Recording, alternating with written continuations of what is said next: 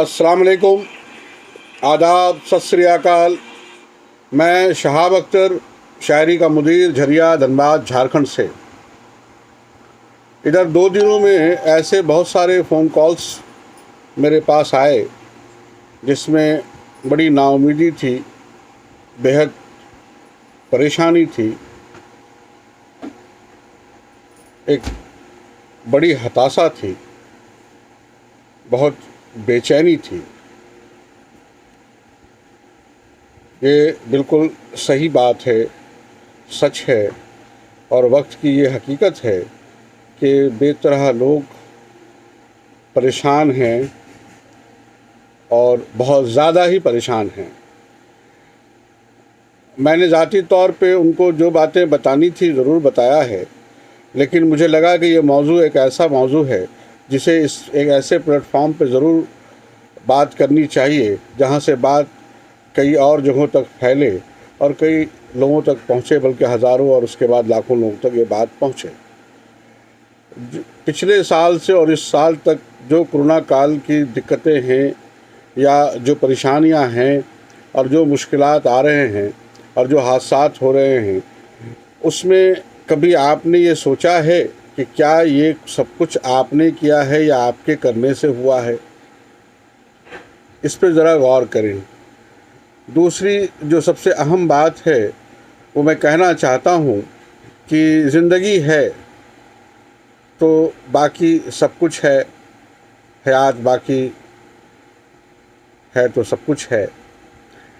इसलिए तमाम मुश्किलों के बाद भी, तमाम बुरे हालात के बाद भी, बहुत गहरी रात के बाद भी इस बात का यकीन कामिल रखिए कि बहुत गहरी रात के बाद सुबह की रोशनी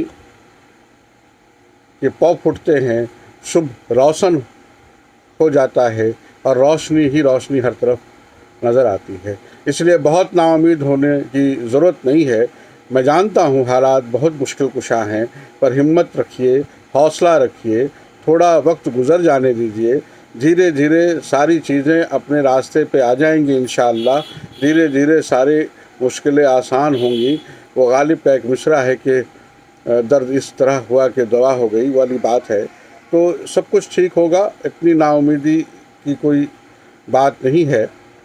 और तमाम तकलीफ़ों और तमाम मुश्किलात से लड़के हम सब और पूरी दुनिया इससे बाहर निकल आएंगी, ऐसी मुझे उम्मीद है।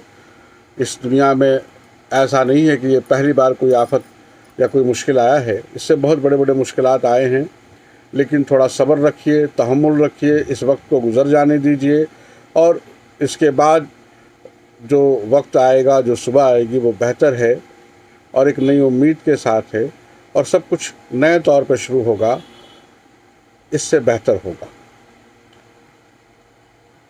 और वो 4 मिसरे मुझे याद आ रहे हैं कि मंजिलें उनको मिलती हैं जिनके सपने में जान होती है। मंजिलें उनको मिलती हैं जिनके सपनों में जान होती है। सिर्फ पंखों से कुछ नहीं होता दोस्तों, हौसलों से उड़ान होती है। सिर्फ पंखों से कुछ नहीं होता दोस्तों, हौसलों से उड़ान होती है। एक 3 दोस्तों का एक छोटा सा किस्सा मैं आप लोगों के सामने बयान करके आज इस मौजू को यहीं ख़त्म करूँगा। 3 बहुत गहरे दोस्त, ऐसे दोस्त जो पल भर के लिए एक दूसरे से अलग ना हों, लेकिन तीनों दोस्तों की एक आदत ये सी थी कि जब तीसरे कहीं भी वो जाते साथ होते, कहीं से गुज़रते साथ होते, किसी गांव जाते साथ होते, शहर जाते साथ होते, ख़रीदारी होती साथ होते, यानी कि हर हाल में साथ होते और साथ तीनों होते और तीनों बिल्कुल हंसते होते। इतने हंसते होते कि बहुत ज़ोर की हंसी से दूर के लोग भी और दूर के समात को और दूर के कानों तक वो हंसी पहुंचती। इसलिए ये ऐसा होने लगा कि जिस रास्ते वो गुज़रते सब लोग न चाहते हुए भी हंसने लगते। वो गली हंसने लगती, वो शहर हंसने लगता, वो गांव हंसने लगता, यहाँ तक कि जिस तरफ से भी उनका गुज़र हो वो सारा राह अपने हंसी से सराबोर हो जाता। उस तमाम इलाकों में इनको बिल्कुल जाना पहचाना जाने लगा और तीनों दोस्त सबके पहचान वाले और सबके हिस्सेदार हो गए।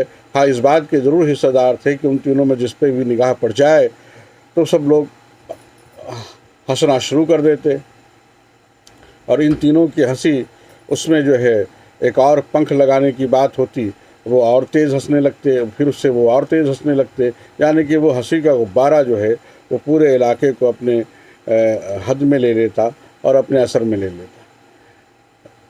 लेकिन अचानक ही कुछ दिनों बाद पास के गांव और सामने के शहर में ये बात फैल गई कि उन तीन दोस्त में एक दोस्त का इंतकाल हो गया है, एक दोस्त का देहांत हो गया है, एक दोस्त का डेथ हो गया है और वो लोग अपने गांव में हैं और उनके कफन दफन का इंतज़ाम किया जा रहा है।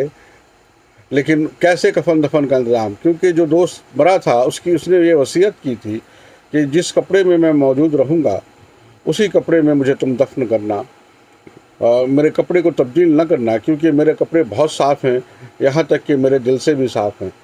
तो गांव वाले और शहर वालों ने जब ये बात सुनी तो उन्हें लगा कि जो मेरी ज़िंदगी में हंसी के बास रहे हैं, जो हमारे जीवन में एक पल बहुत हंसियों का लेकर आते हैं और जो हमारे तमाम दुख और दर्द को भुला देते हैं, आज उनके यहाँ कोई इतना हादसा हो गया। तो ये सारे लोग उस तरफ दौड़ पड़े और जब गांव के पास पहुँचते हैं, इनके घर के पास पहुँचते हैं जहाँ तीन दोस्त में से एक दोस्त की मैयत रखी हुई है, तो ये लोग अवाक हो जाते हैं कि उस मैयत के पास ये दोनों दोस्त खड़े हो बेतहाशा हंस रहे हैं। ऐसी हंसी तो उन लोगों ने पहले कभी देखी ना थी और बहुत तेज़ आवाज़ में कहा कि लगा लगा के हंस रहे हैं, बेतहाशा हंस रहे हैं।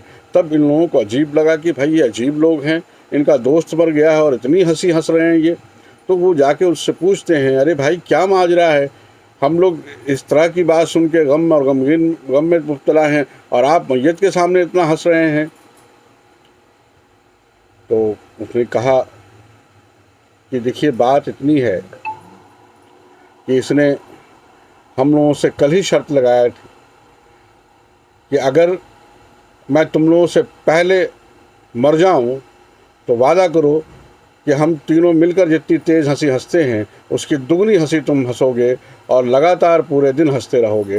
यही मेरे लिए तुम्हारी तरफ से खराज अकीदत होगी और यही मेरे लिए तुम लोगों के लिए वसीयत है।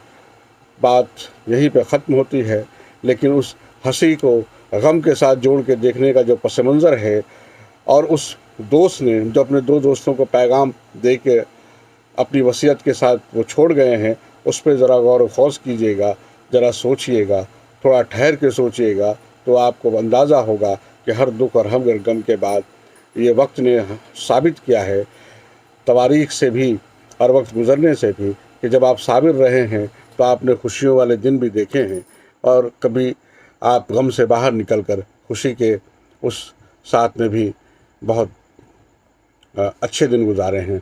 बस आज इतना ही सा। मैं शायरी का मुदीर शहाब अख्तर, झरिया, धनबाद, झारखंड से। खुदा हाफिज़, सब्बा खैर।